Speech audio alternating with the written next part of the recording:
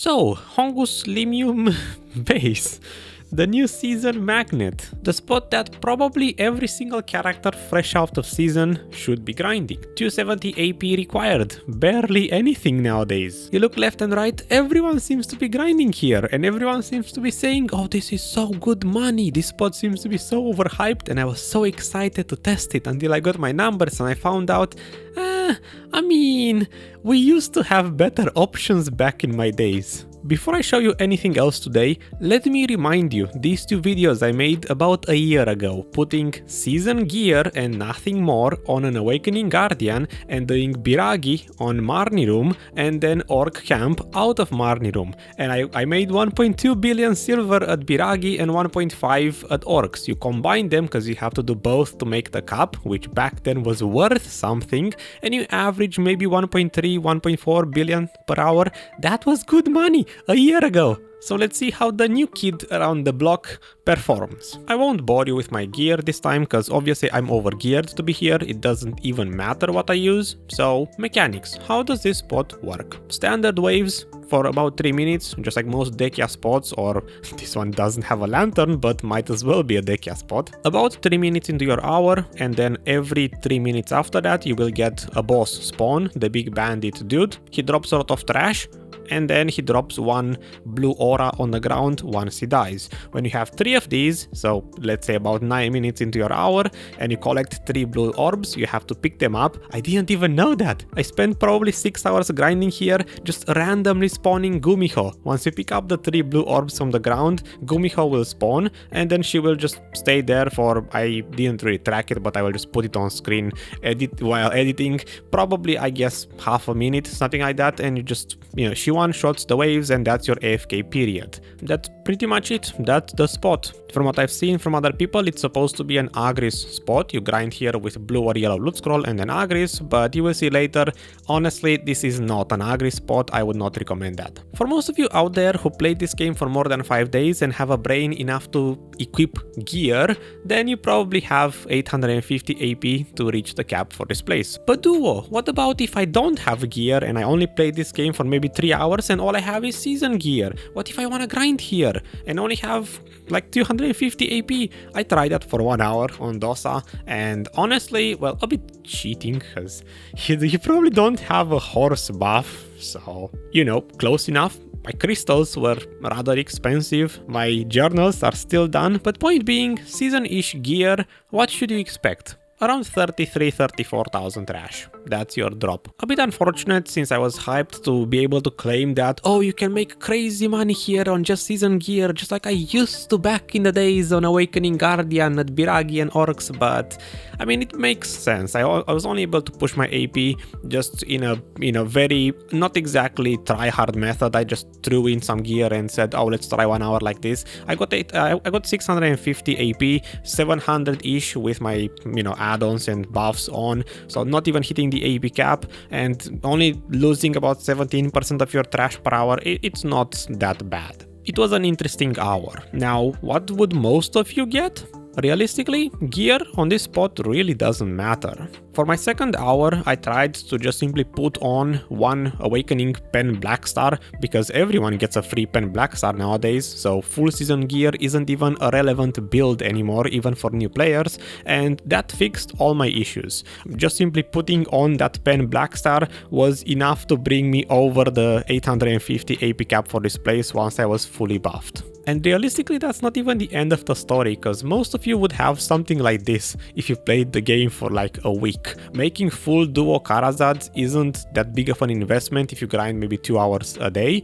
Everyone has a free Tet Blackstar, a free Pen Blackstar. You would have 290 AP in a week of playing the game. And I even made a new crystal build with cheapos, 2.5 billion setup, just pure AP, and I still get 900 AP. At the end of this hour, I got 39,000 trash compared to 40 or 41, which were my best on full gear. So interesting spot, isn't it? I set the stage up for comparison. No gear is required. This is basically taking season gear to Orcs or Biragi back in the days. How much can you expect out of this new best season grinding spot? it is time for numbers. Garmoth average global data. What do other people get? This is kind of inaccurate this time around. The trash per hour on yellow is fine.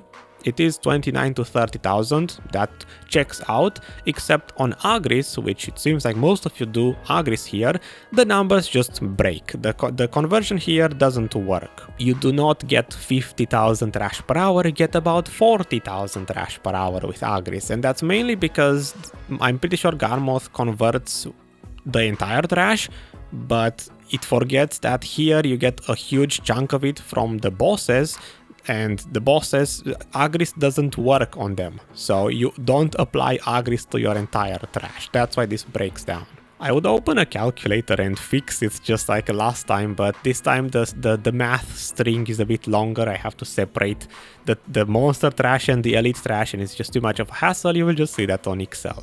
The point being, this is the global data, and the version with Agris on, you do not make 1.7 billion per hour here. For my numbers on the Garmoth side, added just as I grinded my 6 hours, let's just say 40, 41, that's what I normally get when I grind properly, 39 if it's done on stream, 33 or 34, this was the full season gear, not even reaching AP cap, just worst case scenario, and this one had no Agris, so I can see how it looks like without Agris, right? 30,000 trash per hour. 1.3, 1.4 billion average, but it's not no consistency, right? No Agris here, slow hour there, so let's say probably somewhere around 1.4 to 1.5. Now then, let's begin the Excel story. We can finally break down the spot. TLDR for money per hour, because it's the same as Garmoth, same numbers, except this baseline here, yellow plus Agris, and then converted the trash properly this time, just separating the elite trash and the boss trash. I guess I should start with that, right? On one of my hours, I kept track of every single boss that spawned, 19 of them in total, because it's every 3 minutes, and it takes 3 minutes for the first one to spawn, so you're not exactly gonna get 20. Average 730 trash on yellow loot scroll, because again, Agris doesn't apply for the bosses, and this results in 46.6 of my entire trash for this hour came from bosses. Almost half of it doesn't scale, Agris won't work. If you do yellow plus Agris, because I did the math for that as well, most of you might do here yellow plus Agris, about 41,000 trash per hour. It's the same bosses, so you know, same-ish trash comes from bosses, but it's about 33 now. What's interesting about that is, do you remember when I did the math for Crescents versus Cadres? Because those spots work exactly the same, bosses don't scale with Agris points. Cadres was the same, a third, literally the exact same number, a third of your entire trash per hour at Cadres also doesn't scale with Agris. It's just a very interesting correlation.